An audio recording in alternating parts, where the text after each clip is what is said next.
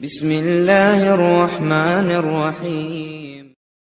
السلام علیکم دوستو، میرا نام آصف خان اور آپ دیکھ رہے ہیں انڈین مسلم۔ کہو، اگر انسان اور جن سب مل کر چاہے کہ قرآن جیسی کوئی چیز بنا لائیں تو وہ نہیں لا سکیں گے، چاہے وہ آپس میں ایک دوسرے کی مدد ہی کیوں نہ کر لیں۔ یہ وہ آیت ہے جس میں اللہ پوری دنیا کے انسانوں کو، یہاں تک کہ جنوں کو بھی کھلا چیلنج کرتا ہے کہ اگر ہمت ہے تو قرآن جیسی کوئی چیز بنا کے دکھا دو۔ قرآن تو بہت بڑی ہے، ایک سورہ بھی چھوڑو، قرآن کی ایک آیت جیسی ہی کوئی آیت بنا کے دکھا دو۔ چاہے دنیا کے سارے سائنٹسٹ، پوری دنیا کے فلسفرز، پوری دنیا کے لیکھک شاعر سب اکٹھا ہو جائیں تو بھی اس قرآن جیسی کوئی چیز نہیں بنا سکتے۔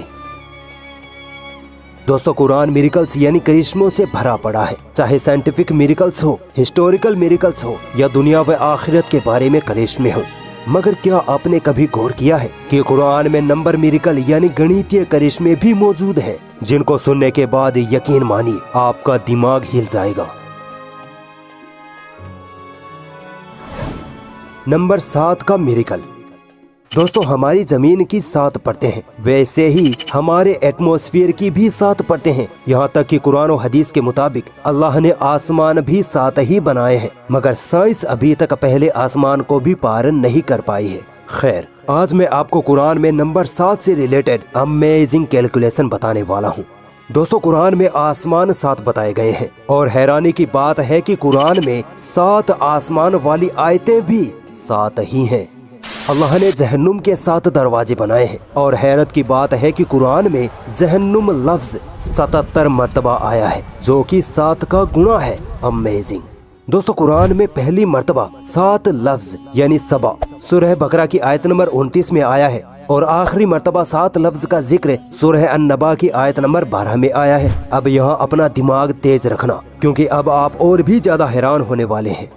پہلی اور آخری مرتبہ 7 لفظ جن آیتوں میں آیا ہے ان کے بیچ کیا خاص ہے؟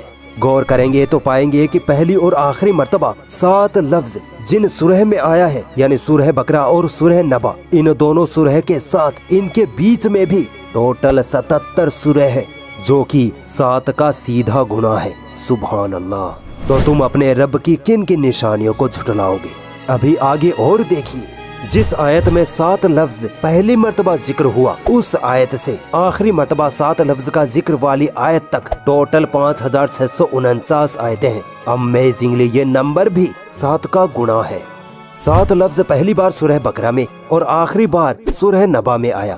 اب آپ گیس کریے کہ اس میں اللہ کی کیا قدرت چھپی ہے۔ آپ اگر غور کرو تو سورہ بقرہ سے سورہ نبا تک کل 5705 آیتیں ہیں، جو سیدھا 7 کا گنا ہے۔ پہلی مرتبہ جس آیت میں 7 لفظ کا ذکر آیا، اس سے پہلے ٹوٹل 35 آیتیں ہیں، 7 سورہ فاتحہ کی اور 28 سورہ بقرہ کی۔ یہ 35 نمبر بھی 7 کا گنا ہے۔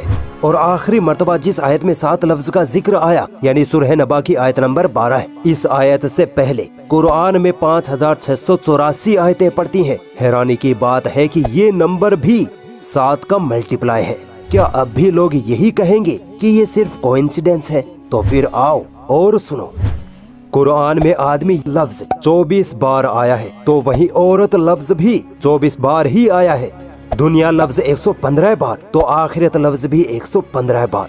88 مرتبہ فرشتہ لفظ، تو جناب 88 مرتبہ ہی شیطان لفظ کا استعمال ہوا ہے۔ 145 بار زندگی لفظ، تو 145 بار ہی موت لفظ کا ذکر قرآن نے کیا ہے۔ کیا اب بھی یہی کہو گے کہ قرآن اللہ کا کلام نہیں ہے؟ حدیثوں کے مطابق زکوٰۃ دینے سے مال و دولت میں برکت ہوتی ہے، یعنی زکوٰۃ اور برکت لفظ کا ایک دوسرے سے کنیکشن ہے۔ اب دیکھیے، قرآن میں زکوٰۃ لفظ 32 بار آیا ہے، تو وہیں برکت لفظ بھی 32 بار ہی آیا ہے۔ ابلیس، جو سارے شیطانوں کا سردار ہے، قرآن میں ابلیس لفظ 11 بار آیا ہے۔ حیرانی کی بات ہے کہ قرآن میں ابلیس سے پناہ مانگنے کا ذکر بھی 11 بار ہی ہوا ہے۔ دوستو، ہم پر جب کوئی مصیبت آتی ہے اور جب اللہ تعالیٰ اس مصیبت کو ہم پر سے ٹال دیتا ہے تو ہم اللہ کا شکر ادا کرتے ہیں، ہے نا؟ اب دیکھیے، قرآن میں مصیبت لفظ 75 مرتبہ آیا ہے، تو شکر لفظ بھی 75 مرتبہ ہی ذکر ہوا ہے۔ کیا کوئی انسان اتنی بڑی کتاب میں اتنے امیزنگ نیومیریکل کیلکولیشن کر سکتا ہے، وہ بھی 1400 سال پہلے؟ اگر اب بھی کوئی ڈاؤٹ ہے تو آؤ اور آگے لے چلتا ہوں۔ ایک سال میں کتنے مہینے ہوتے ہیں؟ 12، اور 12 مہینوں میں دن کتنے ہوتے ہیں؟ 365۔ ٹھیک ہے، اب آئیے قرآن مجید کی طرف۔ قرآن میں مہینے لفظ کا ذکر ایگزیکٹ 12 بار آیا ہے، اور دن لفظ کا ذکر ایگزیکٹ 365 بار آیا ہے۔ جتنے مہینے اتنی بار ذکر، جتنے دن اتنی بار ذکر۔ اللہ کی اس گنیتی قدرت میں ایک سائنٹیفک فیکٹ بھی چھپا ہے۔ سائنس کہتی ہے کہ یہ 12 مہینے اور مہینوں میں 365 دن کا ہونا دراصل دھرتی کا سورج کے گرد چکر لگانے سے ہوتا ہے، یعنی دھرتی سورج کا ایک چکر لگانے میں 12 مہینے یا 365 دن لیتی ہے۔ اب غور کریے کہ اللہ نے قرآن میں مہینے لفظ کا ذکر 12 بار اور دن لفظ کا ذکر ایگزیکٹ 365 بار کر کے یہ بتایا ہے کہ پرتھوی سورج کے چکر لگاتی ہے۔ سبحان اللہ! سوچو، اللہ نے یہ بات 1400 سال پہلے ہی قرآن میں لکھ دی تھی، جب سائنس کا کچھ اتا پتا بھی نہیں تھا۔ تو بتاؤ تم اپنے رب کی کن کن نشانیوں کو جھٹلاؤ گے؟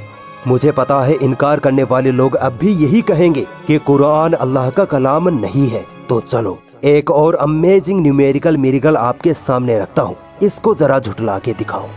دوستو، قرآن میں سمندر لفظ 32 مرتبہ آیا ہے اور زمین لفظ 13 بار آیا ہے۔ آپ سوچ رہے ہوں گے کہ یہ تو کوئی میل نہیں بیٹھا ہے نا، لیکن اگر آپ ان دونوں نمبروں کو جوڑ دیں، یعنی 32 + 13 تو بنتے ہیں 45۔ اب بھی کوئی میل نہیں بیٹھ رہا؟ سنیے، سائنس کہتی ہے کہ ہماری پرتھوی کا 71.1% حصہ پانی یعنی سمندر ہے، جبکہ 28.8% حصہ زمین سے گھرا ہے۔ اب آؤ قرآن میں دیے گئے سمندر اور زمین لفظ کی پرسنٹیج کیلکولیشن کرتے ہیں۔ دونوں نمبروں کو جوڑنے پر بنتے ہیں 45۔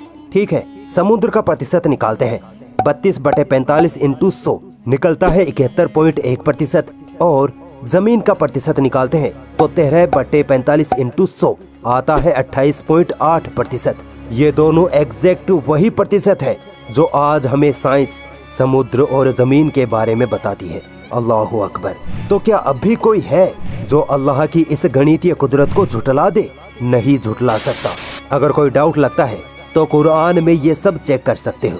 پوری دنیا اس قرآن میں غلطیاں ڈھونڈنے میں لگی پڑی ہے، مگر آج تک ایک ذرہ برابر بھی غلطی اس قرآن میں نہیں ڈھونڈ پائی، کیونکہ یہ کتاب اس وحدہ لا شریک کی طرف سے ہے جس نے اس دنیا کو تھام رکھا ہے، جس نے انسانوں، جنوں، جانوروں، پہاڑوں، سمندروں، ہواؤں سب کو پیدا کیا۔